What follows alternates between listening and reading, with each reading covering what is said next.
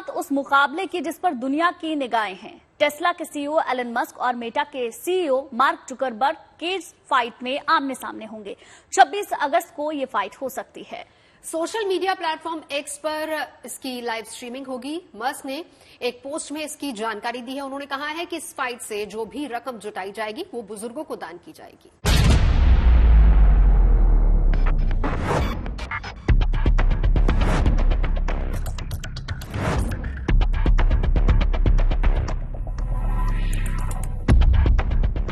Twitter और Meta के users और एलन मस्क और मार्क जुकरबर्ग के फैंस आने वाले दिनों में एक जबरदस्त लड़ाई के रोमांच का गवाह बनने जा रहे हैं। जल्द ही केज फाइट में आमने सामने होंगे मस्क और जुकरबर्ग। तो दो दिग्गज सोशल मीडिया प्लेटफॉर्म फेसबुक के प्रमुख मार्क जुकरबर्ग और एक्स के एलन मस्क के बीच प्रस्तावित केज फाइट को यूजर्स लाइव देख सकेंगे, जिसका ऐलान खुद एलन मस्क ने किया है और बताया है कि एक्स पर इस फाइट को लाइव स्ट्रीम किया जाएगा। एलन मस्क ने साल की शुरुआत में ही इस केज फाइट का खुलासा कर दिया था कि वो जुकरबर्ग के साथ चैरिटी के लिए एक केज फाइट में भाग लेंगे। केज फाइट को लेकर मस्क और जुकरबर्ग इतने उत्साहित हैं कि दोनों प्रैक्टिस में जुटे हैं। मस्क तो इसके लिए दिन भर वजन उठा रहे हैं, फाइट की तैयारी कर रहे हैं। वो कहते हैं कि वर्कआउट करने के लिए समय नहीं है, इसलिए मैं उन्हें काम पर ले आता हूँ। दरअसल सैन फ्रांसिस्को के अपने ऑफिस में वजन उठाते एक वीडियो को मस्क ने पोस्ट किया था। मस्क और जुकरबर्ग के बीच ये विवाद तब शुरू हुआ जब मस्क ने जून में कहा था कि वो जुकरबर्ग के साथ केज मैच के लिए तैयार हैं, जो जिऊ जित्सु में ट्रेन है। बस इसके बाद क्या था, एक दिन बाद ही जुकरबर्ग ने अपने जीते हुए मैचों के साथ फोटोज इंस्टाग्राम पर डाली और मस्क से इस प्रस्तावित थ्रो डाउन के लिए लोकेशन मांग ली। मस्क ने जवाब में कहा, वेगास ऑक्टागन वो जगह जो इवेंट सेंटर है और जहां मिक्स मार्शल आर्ट चैंपियनशिप मुकाबले आयोजित किए जाते हैं। 52 साल के मस्क साउथ अफ्रीका में बड़े हुए हैं। मस्क ने बताया कि वो साउथ अफ्रीका में रियल हार्डकोर एक्सट्रीम फाइट्स में हिस्सा ले चुके हैं। तो वहीं 39 साल के जुकरबर्ग एक एस्पिरेशनल MMA फाइटर हैं, जिन्होंने पहले ही जू-जित्सु टूर्नामेंट जीते हैं। उन्होंने हाल ही में मर्फ चैलेंज वर्कआउट को 40 मिनट से कम समय में पूरा किया था। बहरहाल हर कोई जानता है कि एक्स की टक्कर में थ्रेड को लॉन्च करने के बाद जुकरबर्ग और मस्क वैसे ही आमने सामने हैं। ऐसे में चैरिटी फाइट जाहिर है यूजर्स को अच्छा एंटरटेनमेंट देगी। आपको बता दें कि इस केज फाइट से होने वाली आय को दान में दिया जाएगा। Bureau report, good news today. Chandrayaan 3 ने चंद्रमा की कक्षा में प्रवेश करते वक्त चांद की जो तस्वीरें ली थी उसे इसरो ने जारी किया है। चंद्रयान 3 ने जब चंद्रमा की कक्षा में एंट्री की तब ये अद्भुत नजारा देखने को मिला। देखिए तस्वीर में बाईं तरफ गोल्डन रंग का यंत्र चंद्रयान का सोलर पैनल है। सामने चंद्रमा की सतह पर नीले हरे रंग के कई गड्ढे दिख रहे हैं। आप भी कीजिए चांद की इन दुर्लभ तस्वीरों के दीदार। Here we have a majestic liftoff of LVM-3 M4 rocket carrying India's prestigious Chandrayaan 3 spacecraft. Pitot tracking, प्रज्वलन और सफलतापूर्ण उत्थापन LVM-3 M4 रॉकेट का। चंद्रयान 3 से कुछ ऐसा दिखा चांद का नजारा। इसरो ने जारी की पहली झलक। चंद्रयान 3 चांद के नजदीक पहुंचता जा रहा है। पूरा देश उस पल का बेसब्री से इंतजार कर रहा है जब चांद पर हिंदुस्तान की पहुंच के ऐतिहासिक लम्हे की गवाह पूरी दुनिया बनेगी।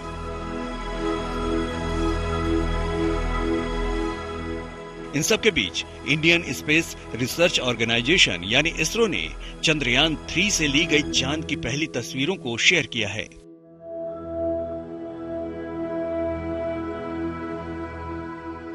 दरअसल चंद्रयान 3 ने जब चंद्रमा की कक्षा में एंट्री की तब यह अद्भुत नजारा सामने आया। तस्वीर में बाएं तरफ गोल्डन रंग का यंत्र चंद्रयान का सोलर पैनल है। सामने चंद्रमा की सतह पर नीले हरे रंग के कई गड्ढे दिख रहे हैं। जाहिर है चंद्रयान 3 आसमान की ऊंचाइयों में चांद के करीब पहुंचता जा रहा है। चंद्रयान 3 ने कामयाबी के साथ चांद का चक्कर काटते हुए अपनी कक्षा बदली है। कक्षा को और कम करने का अगला ऑपरेशन 9 अगस्त को दोपहर 1 से 2 के बीच निर्धारित किया गया है। जाहिर है, चंद्रयान 3 तेजी से अपने मिशन को सफलतापूर्वक पूरा करने के लिए चांद की तरफ तेजी से बढ़ रहा है। ऐसे में कुछ एआई की तस्वीरें भी सामने आई हैं, जिसमें उस क्षण को दर्शाया गया है कि कैसे भारतीय तिरंगे के साथ विक्रम लैंडर के चंद्रमा की सतह पर लैंड करते ही हिंदुस्तान जश्न में डूब जाएगा। India gate, gateway of India, Amritsar का गोल्डन टेम्पल से लेकर हर गलियां उत्सव के माहौल में रंग जाएंगी। लाइट शो से ताजमहल जगमगाने लगेगा। इस सफल लैंडिंग की जीत का जश्न मनाने के लिए खुद प्रधानमंत्री नरेंद्र मोदी इसरो के वैज्ञानिकों के साथ शामिल होंगे। आकाश शर्मा के साथ bureau report, good news today.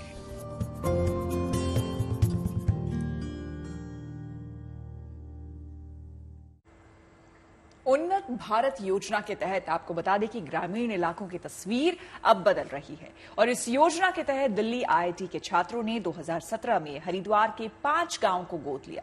इन गांवों की बंजर भूमि पर छात्रों की रिसर्च और नई तकनीक की मदद से अब लेमन ग्रास की खेती की जा रही है। बिल्कुल, इसके साथ ही इन इलाकों में आईआईटी के छात्रों की मदद से किसानों ने मशरूम की खेती भी शुरू की। साथ ही इस योजना के तहत ग्रामीण इलाकों में बच्चों को उच्च शिक्षण संस्थान से जोड़ने की मुहिम भी अब जोर पकड़ रही है।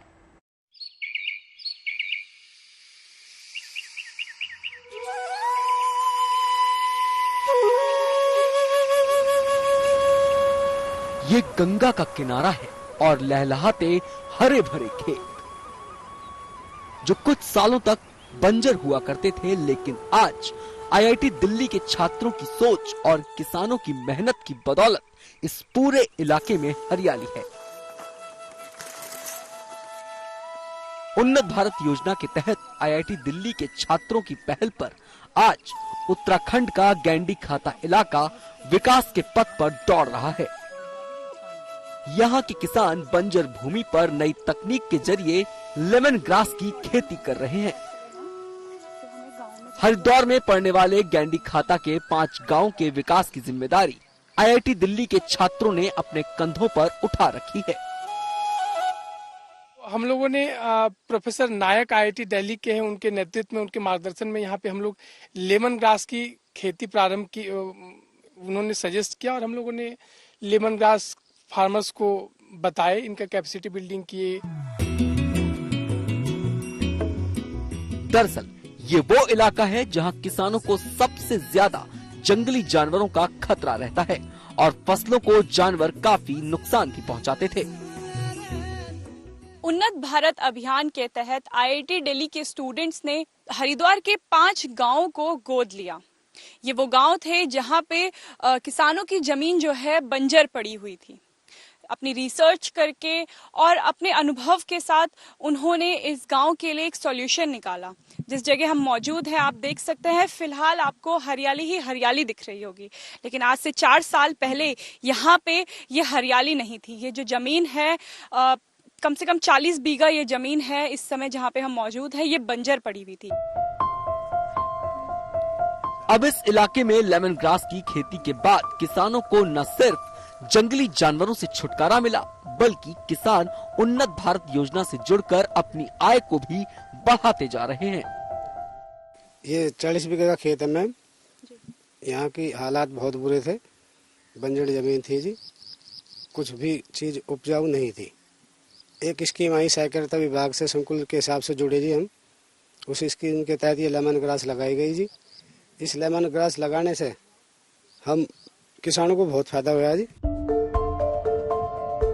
गैंडी खाता इलाके में लेमन ग्रास की खेती के साथ साथ स्थानीय लोगों को रोजगार भी मुहैया कराया जा रहा है। आईआईटी दिल्ली के छात्रों ने नई तकनीक के साथ इस इलाके में एक मशरूम प्लांट भी शुरू करा है। हम लोगों ने ये इंटरैक्ट करके ये वाला इंटरवेंशन विलेज लोगों से शेयर किया था और उनको भी अच्छा लगा और ये पहले प्रैक्टिस ट्रेनिंग के लिए प्रैक्टिस 8 विलेज पीपल को दिया था देहरादून में, और 8 विलेजर्स जो है उन्होंने प्रैक्टिस करना शुरू किया और अच्छा रिजल्ट्स मिला उनको।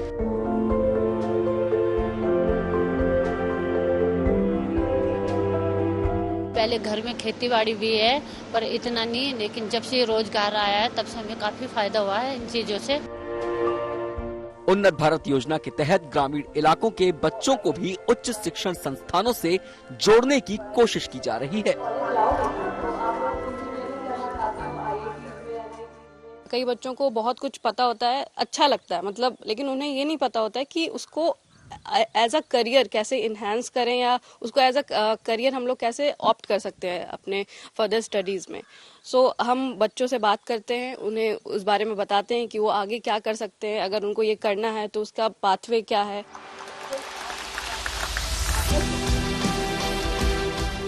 उत्तराखंड समेत देश के सुदूर ग्रामीण इलाकों के लिए उन्नत भारत योजना किसी संजीवनी से कम नहीं है। इस योजना से अब इन इलाकों की तस्वीर भी बदल रही है।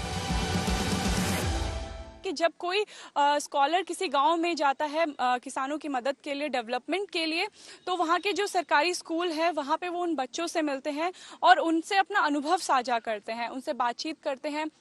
उसके बाद उन्हें स्पेशल क्लासेस देते हैं। अगर कोई बच्चा हरिद्वार जैसे गांव में रह रहा है और वो इंजीनियर बनना चाहता है तो वो आगे कैसे 12वीं के बाद IIT में जा सकता है, इसकी जानकारी जो है IIT दिल्ली के स्टूडेंट्स यहाँ पे हरिद्वार में बच्चों को दे रहे हैं। कैमरा पर्सन दलवीर के साथ अनामिका गौर, गुड न्यूज टुडे। और अब बात करते हैं विंटेज कार रैली की, जिनके हजारों मुरीद आज भी देश में मिल जाएंगे। ऐसे ही कद्रदानों के लिए हरियाणा के करनाल में विंटेज कार रैली हुई। ये वो कारें हैं जो साल 1937 से 1972 के जमाने में हिंदुस्तान की सड़कों पर राज किया करती थी। और पिछले 32 साल में ये पहला मौका था जब ये विंटेज कार रैली करनाल में हुई है। जाहिर है कि पुरानी कारों को देखने के लिए बड़ी तादाद में लोग पहुंचे और इस अनूठे कार मेले का मजा लिया।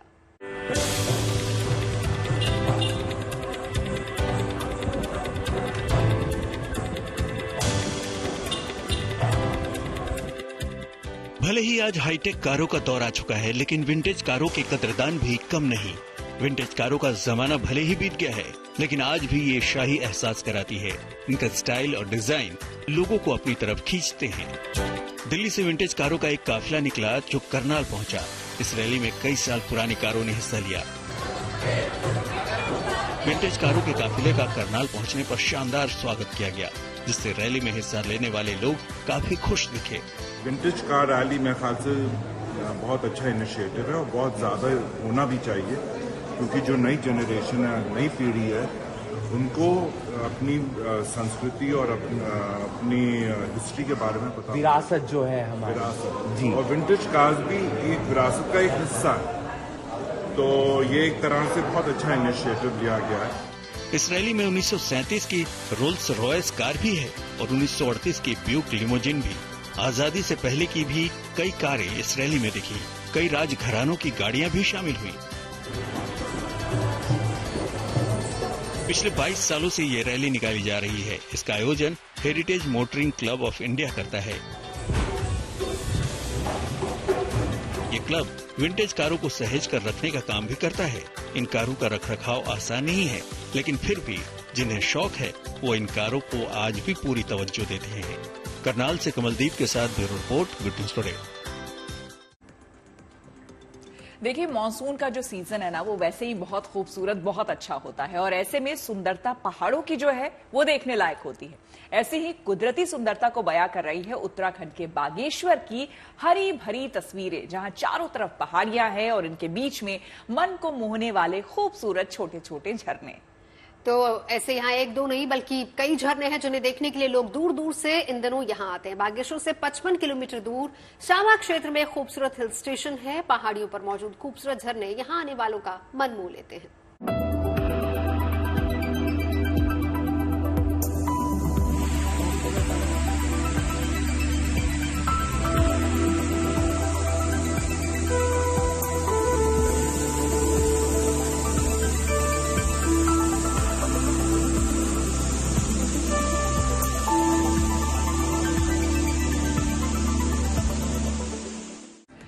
देखिए, वीकेंड पर थकान मिटाने के बाद मंडे भले ही आपको लेजी लगे, लेकिन हमारी चाय में आपकी शाम जरूर बना दी होगी, ये हमें पक्का यकीन है।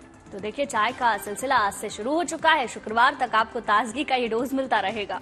गर्मा गर्म चाय और ताजा खबरों के प्लेटर के साथ ये महफिल कल फिर सजेगी। आइएगा जरूर चाय पीने।